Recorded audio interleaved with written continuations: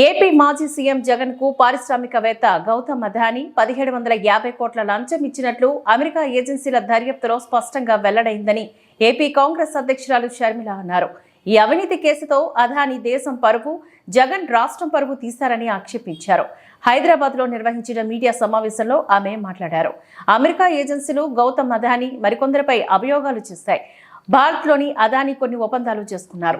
ఈ క్రమంలోని కొన్ని రాష్ట్రాల సీఎంలకు లంచాలు ఇచ్చినట్లుగా వెల్లడైందని, 2100 కోట్లు చెల్లించినట్లుగా అమెరికా దర్యాప్తు ఏజెన్సీ తేల్చిందని అన్నారు. 1750 కోట్లు జగన్ కి లంచం ఇచ్చినట్లుగా స్పష్టంగా వెల్లడైందని చెప్పారు. కొన్ని రాష్ట్రాలకు చెందిన ఉన్నతమైన స్థలముల్లో ఉన్న అధికారులకు అంటే ముఖ్యమంత్రులకు అన్న ఉద్దేశం వచ్చే రీతిలో లంచాలు ఇచ్చినట్టు, అది కూడా 2100 కోట్ల రూపాయలు లంచాలు ఇచ్చినట్టు, దాంట్లో 86% 1750 కోట్ల రూపాయలు ఆంధ్ర రాష్ట్ర ముఖ్యమంత్రికి జగన్మోహన్ రెడ్డి గారికి పేరొక్కటే చెప్పలేదు ఇచ్చినట్టుగా అభియోగాలు మోపారు. దీంట్లో పేరొక్కటే చెప్పలేదు, కానీ చాలా స్పష్టంగా ఆగస్ట్ 2021 నేను చదువుతా ఇంగ్లీష్లో. In August 2021 Gautam Adani personally met the Chief Minister of Andhra Pradesh about the fact that Andhra Pradesh had not entered into a power supply agreement with SECI and the incentives in quote ante lanchalani needed to cause Andhra Pradesh to do it.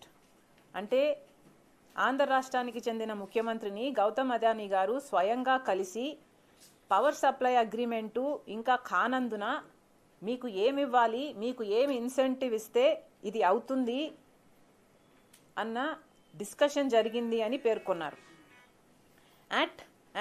At or in connection with that meeting, Gautam Adani paid or promised a bribe to Andhra Pradesh government officials to cause the relevant Andhra Pradesh government entities to enter into power supply agreement with SECI for the purchase of 7,000 megawatt power capacity.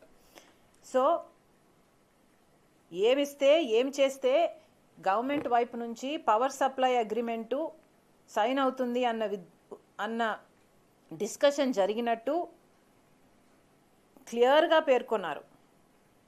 అది కూడా to the tune of $200 million. ఇది cross check చేస్తూ multiple sources నుంచి వాళ్ళకు ఆధారాలు ఉన్నాయి అన్నట్టు class number 82లో కూడా సెక్యూరిటీస్ అండ్ ఎక్స్చేంజ్ కమిషన్ వాళ్ళ రిపోర్ట్లో ఉంది. ఇంకొక చోటేమో which would approximately amount to 1,750 crore rupees, approximately $228 million of corrupt payments was offered to foreign official number 1 in exchange for foreign official number 1 causing Andhra Pradesh state electricity.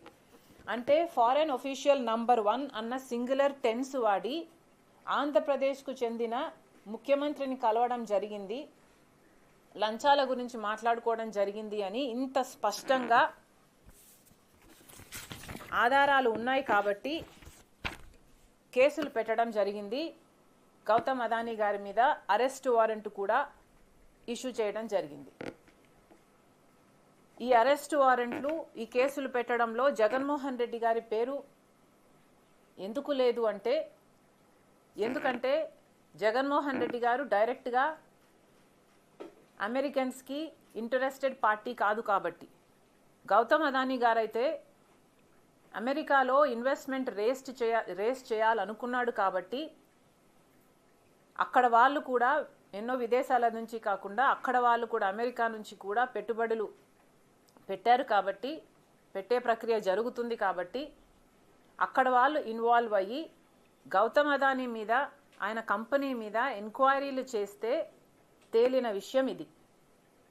Solar power కొనడానికి ఆంధ్ర రాష్ట్రం సుముఖంగా లేకపోతే గౌతమ్ అదానీ గారు స్వయంగా పూనుకొని power supply agreement కుదుర్చుకోవడానికి జగన్మోహన్ రెడ్డి గారికి 1750 కోట్ల రూపాయలు లంచంగా ఇచ్చారు అన్నది